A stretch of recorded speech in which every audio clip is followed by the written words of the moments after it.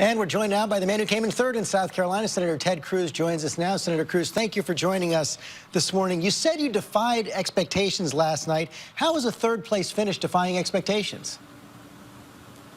Well, listen, we've been through the first three primary states. We won Iowa with a big margin. We came in third in New Hampshire, in a state where they said a conservative could not do well in a moderate New England state.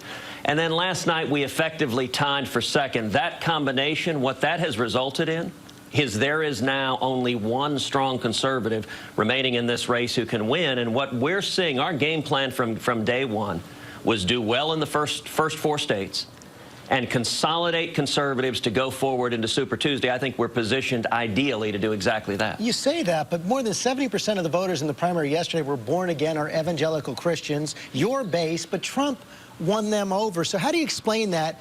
And doesn't it bode ill for you on Super Tuesday? Well, listen, Donald Trump has proven to be a formidable candidate. But one of the things the first three states have shown is that there is only one campaign that has beaten or can beat Donald Trump. You know, 70% of people across this country, 70% of Republicans, don't believe Donald Trump is the right candidate to go head-to-head with Hillary Clinton and beat her in November. And one of the things we're seeing coming out of last night is people across this country are recognizing, okay, if we want to beat Trump, Cruz is the only one who can do it. He's the only one who has done it. And part of the reason is, George, you cannot beat Trump coming from the left. You cannot beat Trump with a candidate who supports amnesty. It doesn't work. If you come at the left to Trump, you will lose. The only way to beat Trump is with a strong, proven constitutional conservative. That's why we've had 980,000 contributions at tedcruz.org, because people across the country are saying, look, we need to actually have a real conservative.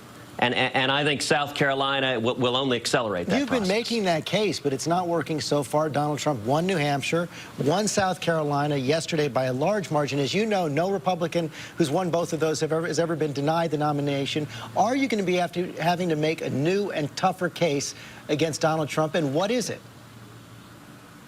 Look, a primary is an ongoing conversation. Everyone in the media said Trump was going to win Iowa. We then had the largest turnout, earned more votes in Iowa than any Republican in history. You know, last night, one of the most encouraging results, our campaign, we won young people in South Carolina. We won young people. You know what? We also won young people in Iowa. That's two states in a row in which we won young people. And even New Hampshire, we were in second place with young people. You know, you want to talk about where the excitement, where the energy is. Young people want a brighter future. They want jobs. They want their constitutional rights protected.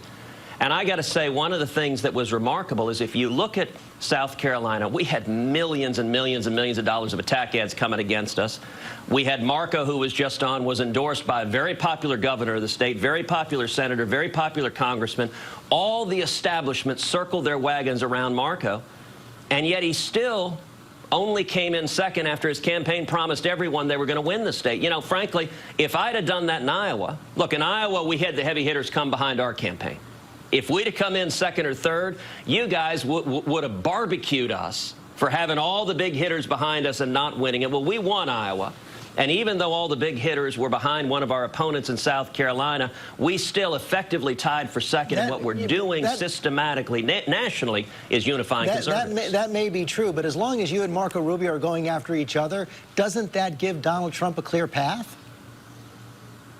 Look, no doubt, and I thought the question you asked Marco a minute ago about why he's afraid to take on Donald Trump is a great question. You know, if you look at Donald devotes all of his time and energy, all of his money to attacking me. That demonstrates that Donald sees me as the only real threat to him, and for that matter, Marco devotes all of his time and energy to attacking me as well. He's been unwilling or afraid or for whatever reason, he won't take on Donald Trump. If you want to beat Donald Trump, you've got to go with the only campaign that has demonstrated we can beat Donald Trump. And I'll tell you, going into Super Tuesday, I think we are positioned 9 days from today to have an amazing day in Super Tuesday. Our base on the ground is strong. And listen, Republicans want a real conservative. They don't want someone like Donald Trump, who supported Jimmy Carter and John Kerry and Hillary Clinton, who supported expanding Obamacare into socialized medicine, who supported the Wall Street bailouts and cronyism and the Obama stimulus. They want instead someone who will stand up to the Washington deals. We will be watching. Senator Cruz, thanks for joining us this morning.